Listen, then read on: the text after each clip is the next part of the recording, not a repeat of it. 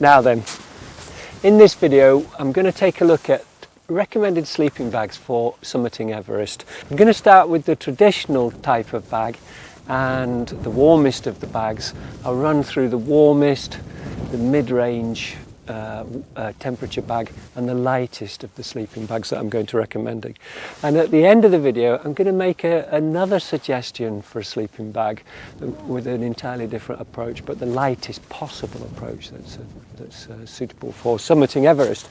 Now then, let's just talk about the conditions. We're talking about temperatures of -40, of course. Nighttime temperatures of about -40.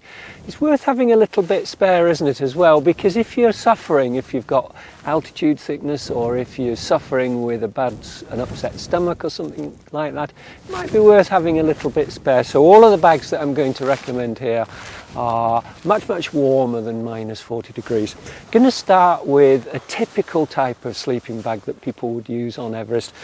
Now when I look around at sleeping bags people are taking onto Everest, they're typically well over 2 kilos. They're possibly heading up towards 3 kilos, really heavy pieces of equipment. And of course the problem with heavyweight down gear is that it packs down into much bulkier stuff sacks, and it's a bulky piece of equipment. So the lighter the sleeping bag here, the better. There's a real advantage, twofold advantage in going lightweight. One is, of course, the weight in your rucksack, because you're going to carry it much more than you're actually going to use it.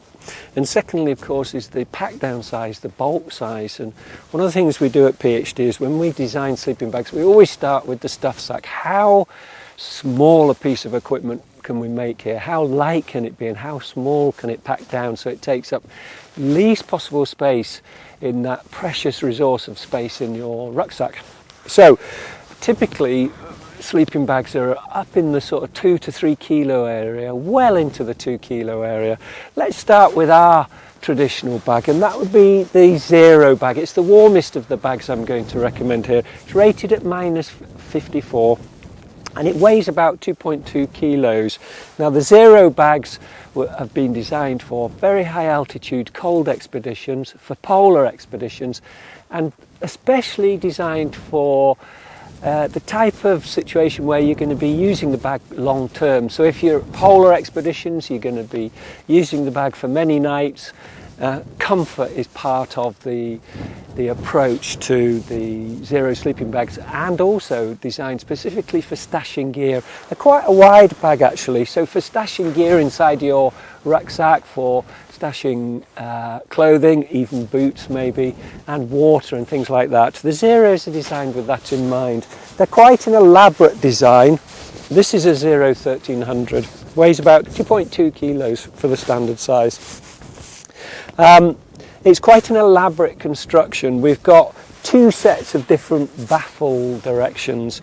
We've got baffles running along the front, and we've got vertical baffles running along the chest. But these are trapezoid baffles. You'll notice if you look closely at the construction of those baffles, there's a wide baffle, then a narrow baffle, then a wide baffle. I'm saying baffles, we could call it panels. A wide panel.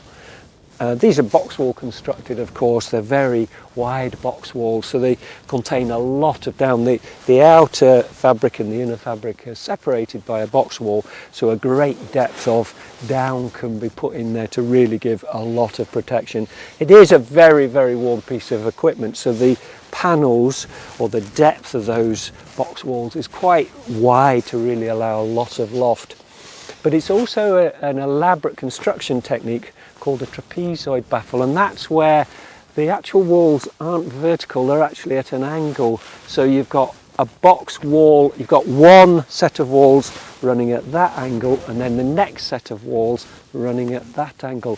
And that is done to really establish the positioning of the down and prevent it migrating in any way possible. So for these very low and, let's face it, dangerous temperatures, you really are putting in a very fail-safe system where the down can't migrate. On the top half of the bag we've got vertical trapezoid baffles, and those are to prevent the down migrating along the chest and prevent it thinning out over the peak of the chest, if you imagine someone inside, the high point is in the middle there where your body is and your chest is. So those are designed to really prevent the migration of the down. If you look at the side of the bag, or just look at this side, it's easier to understand. Here we've got a side wall V as well, so that panel there is another panel full of down, and that's to prevent, that's an isolated panel to prevent down migrating around from the top down to the bottom or off the sides where you've got that vertical structure of the side of the bag. That panel there is put in to prevent the down migrating down. I'll just show you the back of the Xero sleeping bag.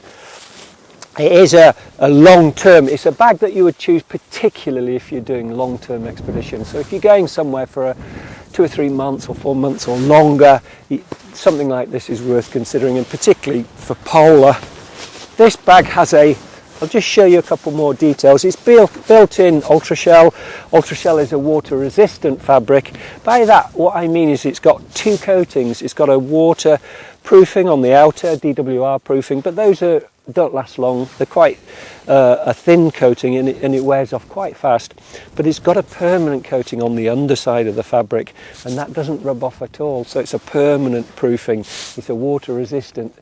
It's a waterproofing treatment. It's a waterproofing and it's a breathable treatment. So it's very, very clever. We term it water-resistant fabric because in the construction we've put stitch lines along it, so water would eventually go through those holes. But at -40, water isn't really a major problem unless you spill a cup of tea over it or something like that. It does protect the down though, that's what it's for. If you've got condensation or in your tent or drips of water coming, if you were snow holing and if you were cooking inside a snow hole, they always drip, don't they? The roof drips, so it protects the down. That's why we choose Ultrashell. It's water resistant, it's breathable and very, very light, and light fabrics allow the down to loft even further. Talking about the down, we only use, on this bag there's an option for 900 or 950 down, and the 950 gives you a slightly warmer bag if you choose that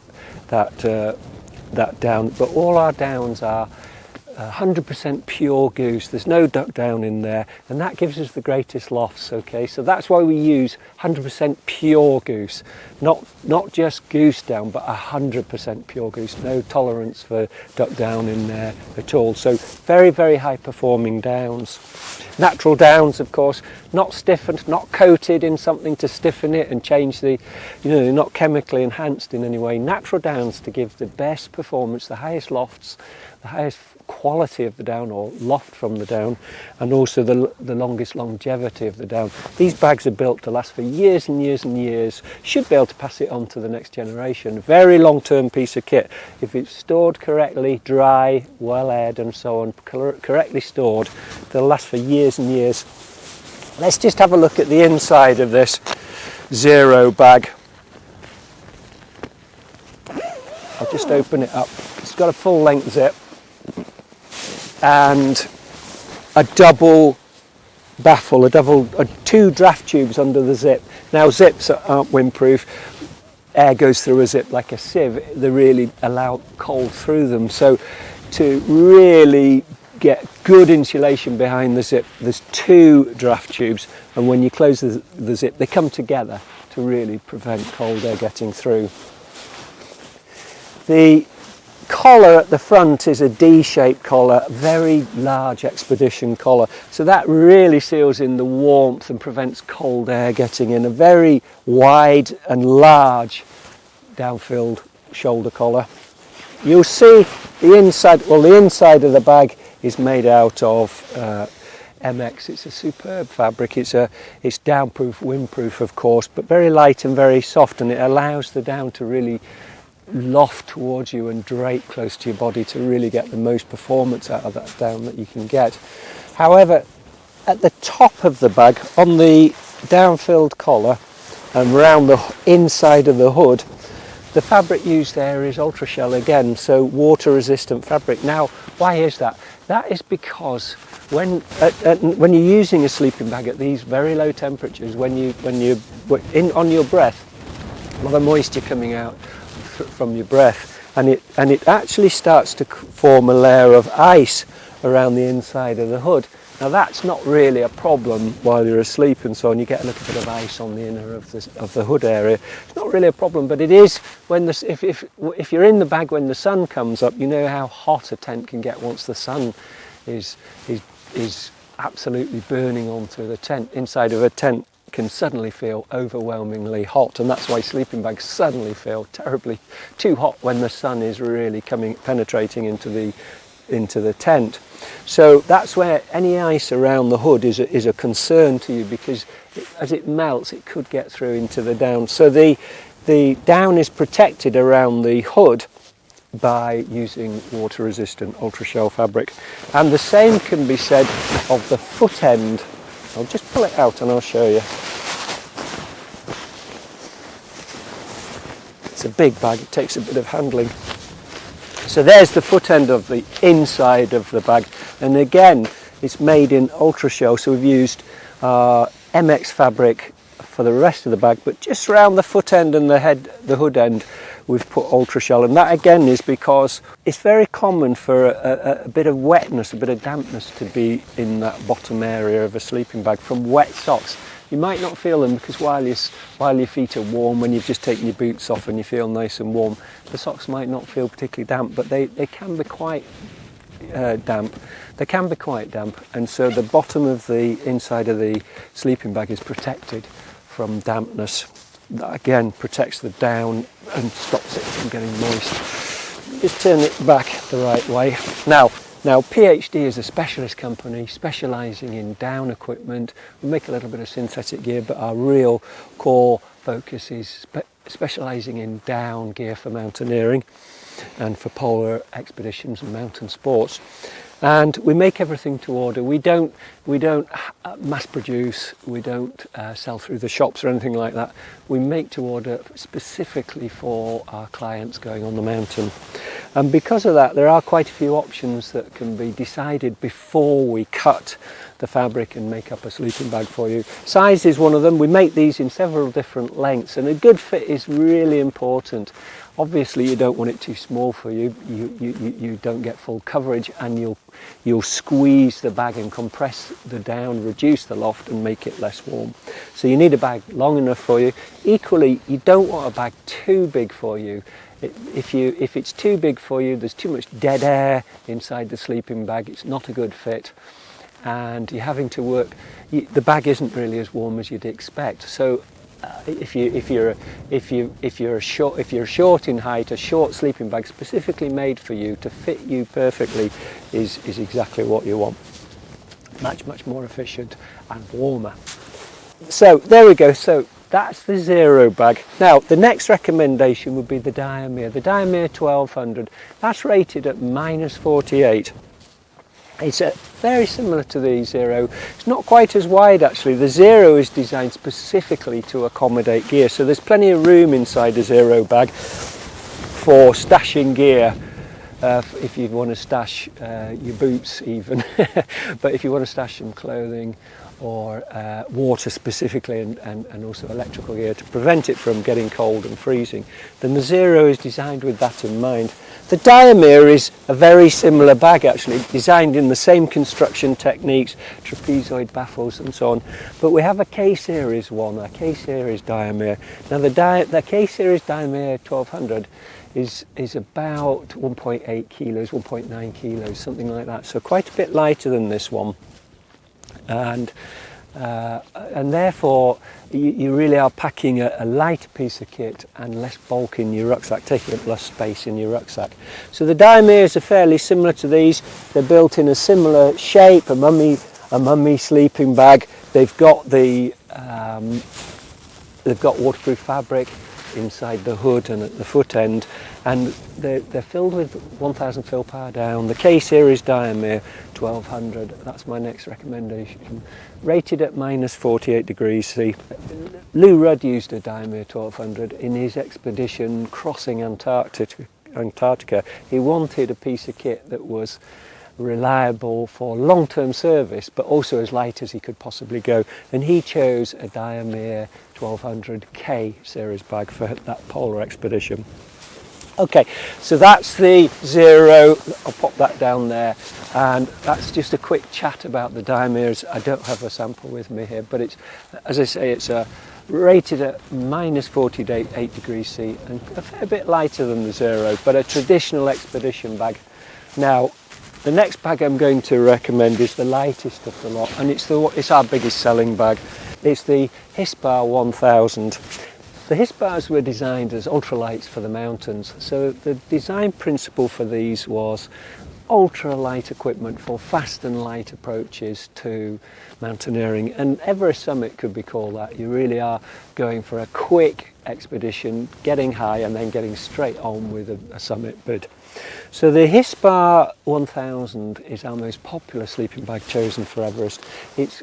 The weight of it is 1.3 kilos, so it's almost a kilo lighter than the traditional type of sleeping bag used on Everest, such as the Xero. 1.3 kilos, and the typical operating temperature is -46. So temperature, warmth in spare, and for this reason it's possibly the lightest sleeping bag in the world that you would use on Everest. So it's a very popular choice with our clients. I'll just run through the design here. Ultra lightweight, ultralights for the mountains was the description put on the Hispar bags. They're designed for fast and light expeditions, which is what a summit of Everest could be described as. And the design principles are here to get the maximum warmth for the minimum weight. We've created straight box wall construction here, so box wall panels, straight panels to save weight. We've gone with ultra shell fabric, a very, very lightweight, water resistant fabric. Very, very light, so it really allows the down to loft. What we're looking for from these fabrics is maximum loft, so we go with very light fabrics to release the down and allow it to grow and loft as much as possible. If you use a heavy fabric on down, it compresses it and you reduce loft. So we go with very, very lightweight fabrics. Now, as I say, PhD make sleeping bags to order. We don't have stock and we don't sell through the shops. We make specifically for our client. So it's a made to order type of service. And because of that, there are several options that you can choose. We make the Hispars in 16 different sizes, 4 different lengths, 4 different widths, and a combination of both. So if you want a short and slim bag to get the best fit for you and the lightest weight of the options there, we can make exactly the right fit. And I think that's worth really focusing on. The fit of a sleeping bag has a huge impact on how efficient it is in keeping you warm. The other thing, of course, we can do here is offer several different styles of zip. The bag is a mummy-shaped bag, so it comes, by default, it comes with a short zip down one side of the bag. And that is primarily to allow easy entry into the bag. Can't really get into these bags very easily with this mummy design because it's quite a narrow top there around the head area. So the bag typically comes with a short zip, but we can build in full-length zips. This one has a full-length double-ended zip, so it can be opened fully, and it can also be opened just at the bottom. If you want to cool your feet down, you can just open up the bag at the lower end to just get some air in around your feet. A lot of people like that. The zips, of course, can be put on the left or the right side. Typically, if you're a right-handed person, you would have the zip placed for you on the left side so that it's easy to reach over your chest and move that zip and operate that zip. But we can put the zip on either side because we build them to order, so you decide exactly where you want the zip building. And also the other thing is you can make a change to the fabric. This is ultra shell, water resistant fabric. It's got a proofing on the outer and the underside of the fabric, permanent proofing, and it's designed to deal with condensation drips in your tent or in a snow hole or something like that. It's very effective at protecting the down. But you can also have a fully taped outer shell put on these sleeping bags, a bit like having a bivvy a waterproof bivvy made but stitched onto the sleeping bag and becoming permanent. So that would be made in Dry LX. Dry LX is again, it's a fully waterproof fabric, but it can be taped as well. So we make a shell, we tape the sides of the shell so water can't come in at all through that fabric, and then it's permanently stitched onto the bag. Of course, that isn't a fully waterproof system. You couldn't sleep outside in the rain in Scotland or something like that, because water will always get in around the hood. So it's not done for that. It's done for situations where you really anticipate water as being a problem. If you're in a snow hole long term, then a waterproof shell would be worthwhile. In most cases, for Everest, you don't want a waterproof shell. A water resistant shell, a lightweight shell of lightweight fabric, ultra shell fabric, is perfectly suitable for most occasions on Everest. Be unusual to want a fully waterproofed outer shell put on one of these sleeping bags, but that's an option you can choose. I'll just run through the bag. This actually is a wide bag, so say we make them in 4 different widths. We make it as standard, of course, slim. So if you're a slim person, you don't want a standard, you don't want all that dead air space inside the bag. You want it as slim, you want it as well fitted as possible, almost like clothing. Get a really good fit so the down drapes close to your body. We make it in slim, standard, wide and extra wide, and then different lengths as well. Standard length, short, long, extra long, and so on, and any combination of those sizes, so you can get a bag just right for you. Let's just have a look at the inside. I'll just unzip this one. This one's a wide. Just open it up. That's the inside of the bag, made in 10 denier fabric, super lightweight and soft, and it really allows the down to come in closer to you and loft. We've got a double draft tube on this zip, so as I say before, zips are not windproof. They really are a vulnerable place. So this has got 2 draft tubes underneath the zip, and as you zip it up, they come together and seal the cold out. Let's undo it a bit more.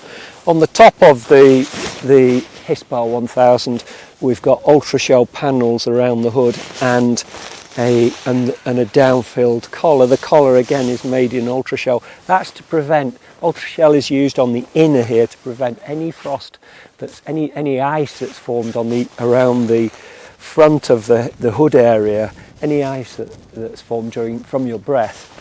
Then that protects the down in these areas. And again, the same as I showed you on the Xero, we've put waterproof fabric at the foot end. So if you're getting into a sleeping bag with slightly damp feet, if your socks are slightly damp, then that protects the down. Okay, so that's the lightest of the sleeping bags.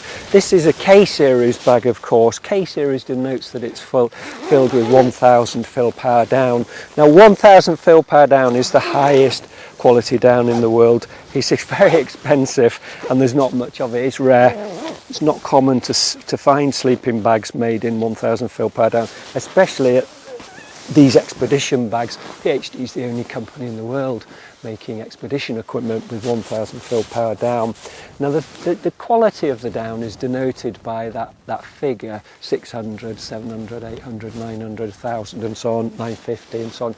The higher the number, the higher the quality, and the quality of the down is a measure of the fill power or the loft of the down. Of course, for mountaineers, we've got this specific requirement where we want to compress the sleeping bag as small as possible to ram it into a rucksack.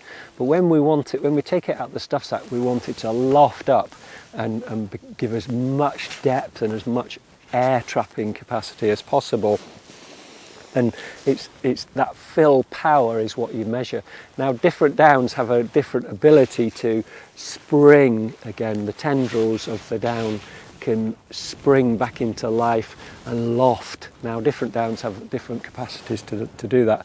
The highest quality downs can do that the best. So they when they're compressed very small and then you release the down, take it out of its stuff sack, you want it to spring back to its original shape, and that's the description of fill power. 1000 fill power is the highest quality, and that allows us to build this extraordinary lightweight equipment. This sleeping bag rated at -46, only weighs 1.3 kilos, which is very, very light. It's an exceptionally light piece of equipment. Okay, so those are the 3 bags that I recommend for Everest, for summiting Everest. The Xero, which is the warmest and heaviest, 2.2 kilos. Then we've got the Diamir sleeping bag, similar to the Xero. It's lighter and it weighs about 1.9 kilos. And then the lightest of the lot, the Hispar 1000, only weighs 1.3 kilos. Really, really lightweight piece of equipment. There we are. There's 3 sleeping bags for Everest. Now, I do have one other sleeping bag that I want to talk to you about, and that is the Hispar 600. Pull it over here. This is the Hispar 600. It weighs about 900 grams and it's rated at -21 degrees C. So typical operating temperature of this bag is -21. Actually, this is a wide bag again. It still weighs less than a kilo, and this is a wide version we've made here. It's rated at -21, but it's been used for Everest on many occasions, and that's because this is a completely different approach. Less than a kilo this bag weighs, but by combining it with the down clothing that you're taking on Everest, most likely now a down suit, most people take a down suit on Everest, but by combining that with a down suit, then this sleeping bag can take you down to -50 degrees C. I'll just show you what I'm talking about. I'm going to just demonstrate that. So this bag is less than a kilo, this wide one. So if you have a standard sleeping bag, it's under 900 grams. If you're going to use a sleeping bag, if you're going to go with a sleep system on Everest, in other words, use the clothing that you've taken with you already for summiting Everest and use that as part of your sleep system, then you can take a much, much lighter sleeping bag. Now, I'll just show you a couple of things. The lightest down suit in the world, and used a great deal for Everest and the 8,000 metre peaks, is PhD's Expedition double suit. It's made up of 2 layers. It's made up of an inner suit and then an outer suit, which is made up of a jacket and trousers.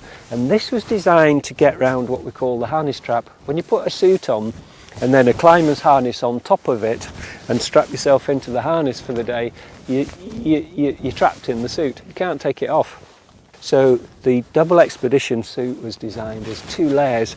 And the idea is that you have your harness, you wear your harness over the inner suit, and then you put a jacket and trousers adapted to go over the harness on the top. So you've got a top layer for summiting, and then you've got the inner layer as you come down to a lower altitude. Now that, of course, this is the expedition double suit. There's 2 of them actually, 2 temperature ratings, but they're the lightest suits in the world and they're the most flexible system in the world. So if you're in a mountaineering situation where you're likely to come out of the wind and be under clear skies, high temperatures are equally a real concern for you. So the flexibility of the double suit, whether you're summiting or whether you're doing a long ridge over several days to take on a summit, this flexibility really is useful. But the extra potential here, especially if you're doing a ridge where you may be at high altitude for several nights, then the advantage of considering the clothing as part of your sleeping system is really worth looking into. And that's where going with a much lighter sleeping bag, this is the Hispar 600, and a lot of people have chosen to go this route so they can travel very, very quickly. They've really got a lightweight sleeping bag inside the gear with you. This system here, if you use the sleeping bag and just the inner suit inside it, that gives you a temperature of, lifts the sleeping bag from -21 to -33. If you put on the top layer as well, the jacket and the trousers and down socks, of course you need those as well, you've got a temperature rating of -50. So a lightweight sleeping bag, -21, will get you to -50 with the suit inside. If you want more advice on this, if you want to talk to us about this, just get in touch with us and we can look at a sleep system specifically for the expedition you're planning. There's one additional point to bear in mind though. The double expedition suit, the inner suit and the outer suit made up of trousers and jacket needs a lot of space to loft. You need the full loft out of that clothing to get the benefit, the full benefit of the warmth that you're wanting from it when you're asleep. Therefore, you need to size up one size wider. Doesn't matter about the length, but you need to go one size wider with a sleeping bag. So if your sleeping bag, if you would normally select a Hispar in standard size, you need to have one made in wide for you to accommodate the full loft of the suit that you're using. It's a fantastic system. It can be done with the double expedition suit, but it can be done with our other suits, of course, you know, the Omega or the Xero suit. You can use those suits for your summit day and then take a much lighter sleeping bag up to the South Pole and so on and therefore you're carrying a much lighter piece of equipment in your rucksack, and you're taking up a hell of a lot less space, about 2/3 of the space, by going with a much lighter sleeping bag. So it has its merits. There we go. So there's 3 sleeping bags we've suggested here for summiting Everest: the Xero 1300, the Diamir 1200, and the Hispar 1000. The Hispar 1000 at -46 is the lightest sleeping bag, probably the lightest sleeping bag in the world, used at these very high altitudes. So there's 3 sleeping bags there for you to look at. And then additionally, there's an extra system that's worth considering, and more people are considering it as a suitable way to go, and that's to go with a sleep system. Use the down clothing you've got, and then use a much lighter sleeping bag for summiting Everest. There we go. 3 sleeping bags plus an additional suggestion. Cheers.